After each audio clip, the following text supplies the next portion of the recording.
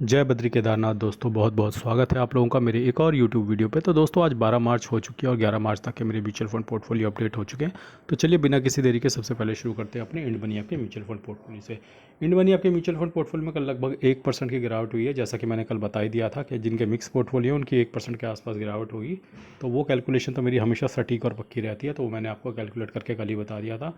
उसके बाद देखिए, मैंने अपनी इन्वेस्टमेंट जो है 10 लाख यानी 1 मिलियन रुपीज़ के पार पहुंचा दिया। 10,02,155 रुपये मैंने निवेश कर दिया है, जिसकी वैल्यू इस वक्त 9,85,627 रुपये है और लगभग 1.5% का नुकसान चल रहा है। पारक में कल 1300 रुपये का नुकसान हुआ है। अब ये सिर्फ 1/4% के मुनाफे में रह गया है। निपॉन लार्ज कैप में कल 1,900 रुपये का नुकसान हुआ है, ये भी 1/4% के प्रॉफिट में रह गया है। ICICI लार्ज कैप में कल 1,800 का नुकसान हुआ, ये भी नो प्रॉफिट नो लॉस में आ गया। एडलवेस स्मॉल कैप में 215 रुपये का नुकसान हुआ है, ये 2.5% के नुकसान में चला गया। कोटक मिड कैप में कल 442 रुपये का नुकसान हुआ, ये लगभग 1.25% के मुनाफे में बरकरार है। एडलवेस मिड कैप 438 रुपये का नुकसान हुआ है, ये लगभग 1.5% के मुनाफे में बरकरार है। HDFC मिड कैप में लगभग 300 रुपये का नुकसान हुआ, ये 2.5% के प्रॉफिट में बरकरार। निपॉन मिड कैप में 353 रुपये का नुकसान हुआ है, 3% के प्रॉफिट में अभी भी। इन्वेस्को इंडिया मिड कैप ने 456 रुपये का नुकसान और किला हार गए हैं और ये नेगेटिव में चले गए हैं 0.1%। इन्वेस्को इंडिया लार्ज और मिड कैप 446 रुपये का नुकसान और 2.5% का नुकसान में। Bank of India small cap ने 90 रुपये का नुकसान और 4% के नुकसान में। बंधन लार्ज और मिड में 253 का लॉस, लगभग आधे % के मुनाफे में। तो किला अभी भी बचाया हुआ है इन्होंने। कोटक स्मॉल कैप में 18 रुपये का गेन हुआ है कल, 5% के नुकसान में। HSBC स्मॉल कैप में 205 रुपये का लॉस, 6% के नुकसान में। कैनरा रोबेको स्मॉल कैप में 131 रुपये का लॉस, लगभग 3% के नुकसान में। मोतीलाल ओसवाल मिड कैप में 573 रुपये का लॉस, लगभग 12% के नुकसान में। निपॉन इंडिया स्मॉल कैप में 113 रुपये का लॉस, लगभग 3% के मुनाफे में। जेम फ्लेक्सी कैप लगभग 316 रुपये का लॉस, लगभग 5.5% के नुकसान में। SBI स्मॉल कैप में 68 रुपीज़ का लॉस, लगभग 5.5% के नुकसान में। टाटा स्मॉल कैप में 98 रुपीज़ का लॉस, लगभग 12.25% के नुकसान में। जियो ब्लैक रॉक फ्लैक्सी कैप में लगभग 190 रुपये का लॉस, लगभग 5.25% के नुकसान में। ICICI लार्ज एंड मिड में 49 रुपीज़ का लॉस, 4% के नुकसान में। DSP मल्टी एसेट में 11 रुपये का लॉस, लगभग 1.5% के नुकसान में। और इन्वेस्को इंडिया मिड में 18 रुपये का लॉस और लगभग 2% के नुकसान में है। तो कौन कौन सी SIP मेरी आज कटी है, एक बार नज़र मार लेते हैं। तो आज मेरी SIP कटनी है, DSP मल्टी एसेट की कटी है और कोटक स्मॉल कैप की कटी है और निपॉन मिड कैप की कटी है।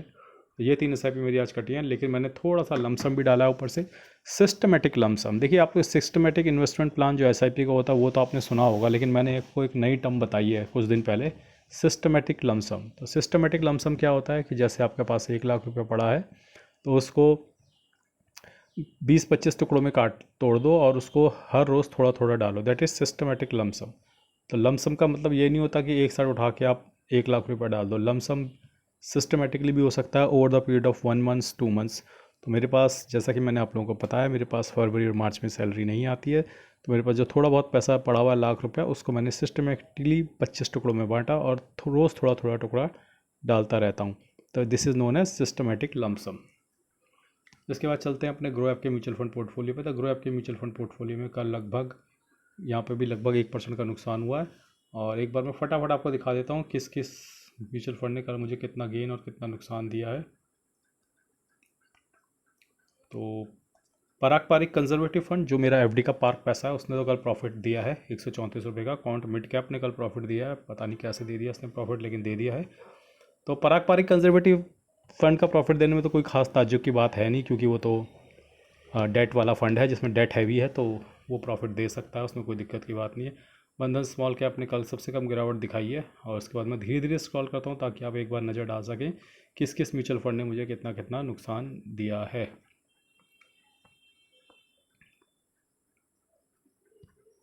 तो दोस्तों, जैसा कि आप लोगों को पता है कि आज मैंने कुछ ETF में भी बाइंग की है। तो चलते हैं अपने शून्य प्लेटफॉर्म पे और देखते हैं कि क्या मैंने बाइंग की है आज। तो आज मैंने मोतीलाल ओसवाल रियल्टी ETF की 10 क्वांटिटी बाई की है और उसके बाद मैंने बाई किया है FMCG ETF की 10 क्वांटिटी। तो मैंने बिड लगा के छोड़ दी थी, अगर इतना नीचे जाएगा तो ख़रीद लेंगे, और इतना नीचे गया तो मेरी बिड लग गई और मैंने इस भाव पे ये 2 और चीज़ें ख़रीद ली हैं। उसके बाद आप देख सकते हैं कि आज मुझे लगभग मोतीलाल ओसवाल हेल्थ ETF में 6, शरिया बीज में 73, इमल्टी एम में 80, रियल्टी ETF में 650, स्मॉल कैप ETF में 183, इरकॉन में 29, सेंसेक्स में 102, FMCG में 723, टॉप 10 एड ETF में 319, जीनस पावर में 27 का गेन, मिड स्मॉल ETF में 9 रुपये का गेन लॉस, निफ्टी 20 में 170 का लॉस, टाटा मोटर्स में 1000 का लॉस, इंडसइंड बैंक में 1300 का लॉस, रिलायंस में 114 का गेन। ओवरऑल मेरा पोर्टफोलियो अब 11% के नुकसान में चला गया। और देखते हैं कोई भी शेयर ETF अभी प्रॉफिट में है। जी हाँ, रिलायंस और मोतीलाल ओसवाल हेल्थ ETF अभी भी अपना प्रॉफिट बरकरार किए हुए हैं। तो रिलायंस में स्ट्रेंथ बरकरार है और हेल्थ या फार्मा सेक्टर में स्ट्रेंथ अभी भी बरकरार है। बाकी आप देख सकते हैं सारे ETF और कुछ शेयर्स वो नेगेटिव में आपको नीचे नज़र आ रहे होंगे। तो दोस्तों आइए अब चलते हैं अपने इंडिसेस पे। तो आज लगभग निफ्टी 50 में बड़ी गिरावट हुई थी सुबह 350 पॉइंट की लगभग, लेकिन लगभग 250 पॉइंट की गिरावट के साथ बंद हुआ है। और निफ्टी 50 लगभग 1% की गिरावट हुई है। और mid cap 50 0.43, mid cap 100 0.37, mid cap 150 0.23, small cap 100 0.67, small cap 50 0.86, small cap 50 0.39। तो मिड कैप और स्मॉल कैप में इतनी ज़्यादा गिरावट नहीं है, 0.23 और 0.39 ब्रॉडर मार्केट, तो इसको 0.3 एवरेज कर लो और इधर 0.9, तो मोटा मोटा 0.5 के आसपास आज पोर्टफोलियो यानी आधा % पोर्टफोलियो फिर से आज गिर सकता है। आइए देखते हैं अपने FIDI के बाय सेल पर डेटा है। तो FI है जिन्होंने कल 6200 करोड़ की कैश में बाइंग करी है, वहीं लगभग 5000 करोड़ की DI ने कैश में सेलिंग करी है, बाइंग करी है। तो DI की बाइंग अब हल्की पड़ती जा रही है। मुझे ऐसा लग रहा है इक्विटीज़ में SIP आनी कम हो गई हैं या फिर ये स्ट्रेटेजिकली अपनी बाइंग को रोक रहे हैं। मुझे ऐसा लग रहा है ये लोग स्ट्रेटेजिकली अपनी बाइंग को रोक रहे हैं क्योंकि ये इस महीने पैसा पूरा खर्च नहीं करेंगे। अगले महीने जैसा कि आपको पता है क्वार्टरली रिजल्ट आने शुरू हो जाएंगे, तो ये उन शेयर्स पे दांव लगाएंगे जिनके क्वार्टरली रिजल्ट अच्छे आएंगे। लेकिन यहाँ पे भी जो शेयर्स अच्छी क्वालिटी में मिल रहे हैं, स्पेशली द ब्लू चिप, उन पे ये अच्छी ख़रीदारी करते हुए नज़र आ रहे हैं। तो FI का फ़िलहाल ख़रीदारी का कोई मन नहीं कर रहा है। 92 रुपीज़ के आसपास डॉलर चल रहा है, तो लगातार वो बिकवाली कर रहे हैं। और काफ़ी लोग मैं देख रहा हूँ कि अंधाधुन बीच बीच में लमसम डाल देते हैं। देखो ये मार्केट अंधाधुन लमसम डालने वाली मार्केट नहीं है। यही गलतियाँ मैंने भी अपने पुराने समय में करी हुई हैं। आपकी कैपिटल ख़त्म हो जाएगी दोस्तों, मैं आपको बता रहा हूँ। जो कोई लोग जो बीच में 2 लाख 4 लाख 5 लाख 10 लाख रुपए डाले जा रहे हैं लमसम, मार्केट अगर गिरती चली गई, ठीक है, अगर तो उठ गई तो आपके बल्ले बल्ले, लेकिन गिरती चली गई तो आपकी हो जाएगी ठल्ले ठल्ले। मैंने एक बात आपको पहले भी बताई थी, अगर आपके पास 1 लाख लमसम है, भले ही आप 50,000 ही निवेश कर पाओ और मार्केट रिवर्स हो जाए, वो सिचुएशन अच्छी है रेदर देन कि आपने सारा पैसा लगा दिया और मार्केट वहाँ से भी 1000-1500 पॉइंट नीचे चली गई। तो 1500 पॉइंट जो मार्केट नीचे चली जाती है ना, एक्चुअली में आपको अपनी SIP तो कभी भी बंद नहीं करनी चाहिए और अपना जो लमसम है उसे भी स्ट्रेटेजिकली कई टुकड़ों में डिवाइड करना चाहिए, ताकि जो अंतिम बॉटम बनेगा ना वहाँ के आसपास भी आपकी बाइंग होनी चाहिए। हमेशा याद रखिए जो अंतिम फॉल में जो अंतिम बॉटम बनता है ना, उसके पास की भी बाइंग बहुत अच्छा रिजल्ट देती है, बहुत अच्छा गेन देती है। लेकिन एक्चुअली आम रिटेलर क्या करते हैं, वो आनन फानन में थोड़ी बहुत गिरावट में अपना सारा लमसम पैसा डालकर ख़त्म कर लेते हैं और उसके बाद मार्केट गिरती चली जाती है, 1000 1500 2000 पॉइंट नीचे चली जाती है। फिर वहाँ आखिरी के 1000 1500 पॉइंट में उनके बाद लगाने के लिए कुछ नहीं बचता।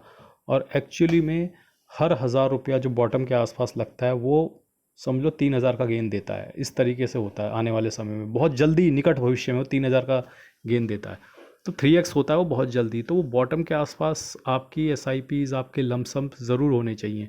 तो सिस्टमेटिकली निवेश करो रदर देन कि आप जल्दबाजी में सारा लमसम अमाउंट ख़त्म कर दो। थोड़ा थोड़ा करके उसका निवेश करो, भले ही कुछ बचा रह जाए, वो हमेशा ज़्यादा बेनिफिशियल होगा। तो lump sum strategically systematically is the new way of investing. बाकी दोस्तों मैंने कुछ फ्लिपकार्ट के लिंक्स दे रखे हैं, अगर आप अपने मोबाइल स्क्रीन पर टैप करेंगे तो लेफ्ट साइड बॉटम पर आपको दिख जाएगा। मैंने महेश चंद्र कौशिक जी, जिनकी हिंदुस्तान में सबसे ज़्यादा शेयर मार्केट से रिलेटेड बुक्स बिकती हैं, उनके बुक्स के लिंक दे रखे हैं जो कि फ़्लिपकार्ट के हैं। बाकी अगर आपको उनके बुक्स नहीं लेते, आप फ्लिपकार्ट के लिंक से जाकर कुछ भी फ्लिपकार्ट से जो मर्जी चाहे शॉपिंग कर सकते हो। सिस्टमेटिक SIP से निवेश करके कैसे संपत्ति बनाए, फाइनेंशियल फ्रीडम पाएँ, महेश चंद्र कौशिक जी की बहुत अच्छी बुक है जो मैंने इस वीडियो में लिंक करके दे रखी है। एक बुक खरीदिए, उसे पढ़िए, हमेशा आपको फ़ायदा देगी। आज के लिए बस इतना ही। धन्यवाद। Goodbye. जय बद्री केदार।